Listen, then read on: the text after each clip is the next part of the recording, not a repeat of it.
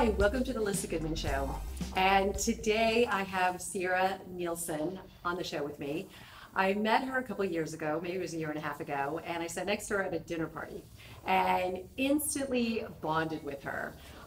We both have lost very dear people in our life to cancer, and the minute we started talking about it, we absolutely connected, and I've followed her ever since. And I stalk her on Instagram and her website, and she's pretty amazing and special human being. She is someone that grew up in Nebraska, a small town in Nebraska, went to Vanderbilt, was going to be pre-med, decided that wasn't for her, and then her mom was diagnosed with cancer when she was in college, but she ended up moving to LA and worked in the entertainment business. And then her mom got re-diagnosed 7 years later with cancer. And she ended up going home to take care of her mom. Her mom ended up passing away, which is it's so heartbreaking. I want to cry when I think about that. I touched base with my husband passing away. But now she's really invented herself to help people. She's certified in body work and training and nutrition, and she can do a little bit of everything, and she has a whole line of Your Soul Sexy. I love that. Thank you so much. I love the whole soul sexy. Yeah. Us women need more of that in our lives. Yes. And so tell me a little bit about why the change in career from pre-med to the entertainment business. Yeah. I mean, literally my whole life I thought I was going to be a doctor and engineer, and that's what I went to Vanderbilt for, and quickly realized that it just wasn't something that I was passionate about, and that was someone else's dream for me. So I ended up majoring in psychology, and like you said, after my mom got sick with lymphoma when I was a senior, and so after I graduated, I went home to take care of her, and she had a stem cell transplant. And once she got better in December and it was declared cancer-free, I was just like, you know what? I'm going to move to LA. I'm going to go against the grain of what everyone wants me to be doing, and I'm going to work in entertainment. And I had no idea what that meant at the time. Right. That was I literally just packed up my car. I knew nobody. I had nowhere to stay. I ended up staying with a Vanderbilt alum who I'd never met before. Wow. And my first job was at E! Entertainment, and then I went into scripted TV at Fremantle Media. And then I went into talent management, which was a crazy business. Crazy. Mm-hmm. And then I went into film, and I was doing that I was in the entertainment business for about 6 years. And, I was kind of just going through the motions, and I was doing really well, and I was climbing the ranks at a really young age, and everyone was just, all the praise just kept me on that path, even though I kind of knew deep down inside I wasn't really happy. And my life looked beautiful from the outside, but the inside felt... Oh yeah, I mean, I look back at my days at being an assistant at a talent management company, and it was 14-hour days. I'd go home, drink a bottle of wine, and go to bed. That's not happiness. That's not happiness at all. Right. And I was barely working out. It was when I was, for probably a year, I barely moved. I wasn't in the gym. I wasn't eating well. I was super unhealthy. And then... and was health always part of in your blood? No, okay. I'm from Nebraska. We don't really know what it means to be healthy. I ate like a Nebraskan, and then I went to college and I lived off bagel bites, and I was active. Nashville doesn't have the greatest healthy restaurants. No, but Vanderbilt's an interesting community because you throw together a group of really smart, top of their class females, and it's just competition. So there were a lot of people that, it kind of bred eating disorders. Oh, yes. And I was just like, I'm going to go against the grain. I'm going to rebel. I'm going to eat whatever I want. And I gained a lot of weight, but I was still happy, and I didn't even really think about my body until I came to LA and moved out here. And it was just some people live a healthier life out here. And I started educating myself on food and started moving and started working out and training. And I was working with a personal trainer for 6 years, but I was still working in entertainment. Right. And then it was, once my mom got sick again for the second time, it really woke me up just how important our health is. And the second time around, she just deteriorated really, really fast. And seeing someone that you love and to watch that and become, it was so tough for her too, because she just didn't feel like herself in her own body. And the idea to leave you guys, the family, the kids. Yeah. I mean, it really woke me up to the fact that for real optimal health, we have to focus on all three parts of ourselves when it comes to mind, body, soul. Because even though my mom was still herself, she physically was not there, and So her soul was yeah, gone. yeah. I mean, it was a really tough thing to see. So after she passed away, I took some time off to take care of my family and my siblings and deal with all the after death stuff that people don't like to talk about. And that's when I got to a really, really dark place. And I was really, really unhappy. And I was, my doctor prescribed me Xanax because I couldn't sleep at night. Like, it was just reliving all of the really hard memories of the hospital and losing her. Until I just, when I hit rock bottom, I just woke up and I realized, like, while I can't save my mom, I could still save myself. And that this wasn't it for me. And that there was a big, beautiful future there that still was possible for myself. Right. And I had realized that I was in trouble because I had placed so much of my identity in who my mother was. And so once she was gone, like, her strengths, I would tell our story, and a lot of it was her and all of her strength. And I forgot about... Not necessarily yours. Yeah, not necessarily mine. And because, we grew up, we had a really tough life growing up. My mom was a single mom of 4. We grew up on welfare, and my dad wasn't in the picture. Yeah. We moved from a small town in Nebraska to Lincoln, and we did that so she could put herself through college while raising all of us kids. Meanwhile, she was running 2 nonprofits to help other low-income single mothers. She was a saint. Like, she literally was helping pass legislation for other low-income single mothers to go to college while she could barely pay for food for us, So, she's been through a lot in her life. But, so after she passed, I just realized, like, my mother worked way too hard for me to give up. Right. And I knew I couldn't go back in entertainment. It was super toxic and really negative, and there was, it was backstabbing, and no one was really in it to help other people, and that's my passion in life. For sure. Yeah. And my whole life, all I really cared about was inspiring other people. Yeah. It's like, if I can just share my story, and if I can share my insides, and I can share my vulnerability and my pain, that maybe that could be something that's really powerful. And I was right. Yeah. I started really talking about what I was going through and all the dark stuff, because the problem is, I feel like in society we're taught that certain feelings and experiences are bad or good, so we want to hide those. And so I was afraid to talk about my grief. And my whole life I've always been, even when she passed away, everyone was like, Sierra, if anyone can get through this, you can. You're so strong. Yeah. So I'm like, oh, well, I can't show my weakness, then I can't show. Strong. Yeah. Everyone is. And I was afraid to do that for a long time, and I I jumped into taking care of everyone else but myself. Yeah. And so once I finally just decided to own who I was and what I was going through, and a lot of it was social media. Right. I opened up to my audience on social media, and like the floods of messages that came in, and I'm sure you get this too. That's what you're saying. Yeah. Yeah, and it was almost really are real and it's almost like overwhelming. Because I feel so much responsibility to these people and to help them, because I'm so thankful that I had my siblings as a support system to get through this, but some people don't. Right. They just have themselves. Yeah, and I got trapped in that negative place for a long time, and identifying myself as a motherless daughter, and that's all that I was. So how did you come out of that? Like, how did that... I when I hit that rock bottom, I was like, I've got to, for the first time in my life, focus on me. Because my whole life I've been a caregiver in many different forms. I've never taken the time to figure out myself. I've never taken the time to figure out what self-love meant.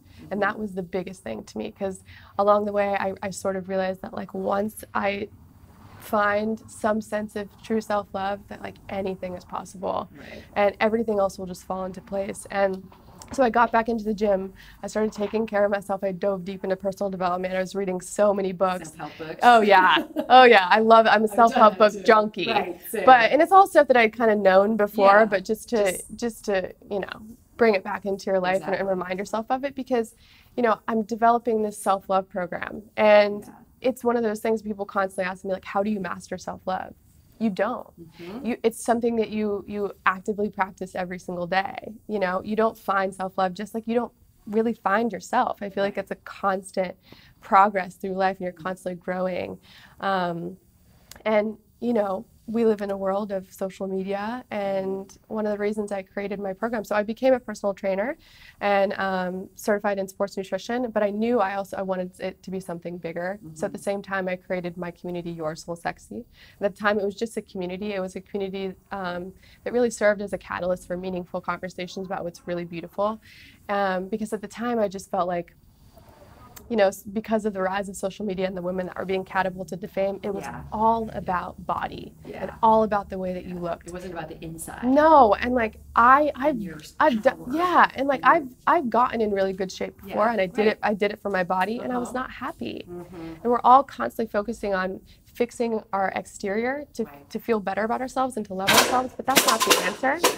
And if we're constantly relying on exterior things, whether it be our body or money or a home or the accolades in your job, we're never going to be fulfilled.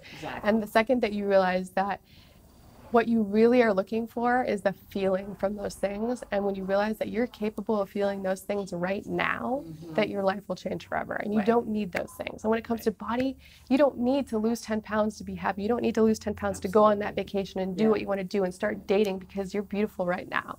And you hold off, you know, you don't really, I mean, you're missing. You miss out on life. And we know all too well that tomorrow is really never guaranteed. And it's tough until you go through something like that to really wake up. And it's like, I want to find a way to convey that message to people without them ever having to experience tragedy like we did.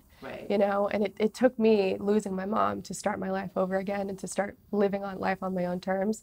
And I don't want that for other people. You know, it's a tough thing to learn. It's really amazing what you've accomplished in such a short amount of time. Thank you.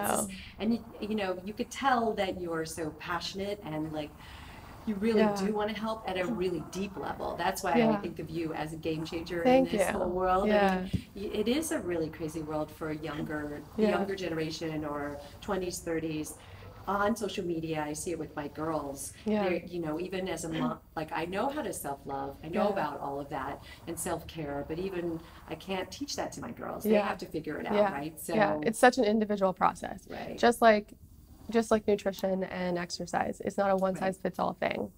But it's also something that you have to practice daily. What do you do most of? Like, do you actually go and help people personally, like train and, you know, sort of give them kind of guidelines of how to get themselves into a more self-love practice? So I have one-on-one personal clients that a lot of them start out just at training with me, and we kind of slowly ease into it, because there are some people, the problem with self-love is it's become such a cliche thing that people are like, ugh, self-love. And when I say I teach self-love, people sometimes just shut off. You know, but it's really just, it's learning how to be a little bit more selfish in your life and take care of yourself first. And, you know, I know that like I couldn't thrive on the way that I was with such an empty cup. And I couldn't give back to other. How do you fill up your cup and in the right ways? And so some of my clients, it's gradual. I have one of my guy clients who was going through a difficult time in his life, and my clients hear me talk about personal development, self-love stuff a lot, and they follow me on social media. They're like, you know, maybe like I need to like open myself up to more self-love in my life. But people don't know what that means. And that could mean so many different things. It could mean just literally taking time out of your day for yourself. You know, I was just going to ask that. What are some things that people can do? There's so many. And my program that's coming up, which is an 8-week program, there'll be workouts, there'll be nutrition, but each week there'll be a new self-love, personal development training. And it starts with, you know, even when it comes to like redefining how you look at goals and figuring out what's really important to you, and are the things that you're striving for what society wants of you and what your family and friends are, is it what you really want? And what do you want to feel in this life, and what do you want to be remembered for? And then digging into like negative self-beliefs that we have about ourselves, because those are super powerful, and where are those coming from?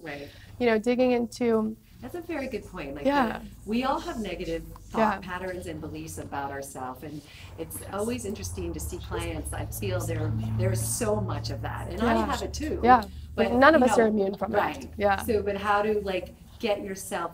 I guess you're just saying the practice, because you just to get yourself to stop thinking those things. You can't just automatically one day stop thinking. I think awareness is the most important thing, because awareness of why these things are happening, awareness Right. because of what society says is beautiful and what you Yeah. should look like and what you should be Yeah. doing and what the things that you need to be happy because of social media, and realizing that those things just don't matter. And a Yeah. lot of that stuff is happening in order for companies to make money. True. You know, it's a marketing machine. Yeah. The more they make you feel less than, the more money that they're going to make. True. So the second that you realize that you don't need those things to feel worthy, then you win. Wow. And it's like you don't necessarily have to be happy with where you are. You know, when I was That's a good I was thing, too. 25 pounds heavier than I am now. Was I happy? No, but I was grateful that I had the opportunity to progress and grow and still love. And I knew inside I'm still the beautiful soul that I am, and I still have the heart. You're And not going to change it because you're a little bit above all, I believed in my heavier. heart.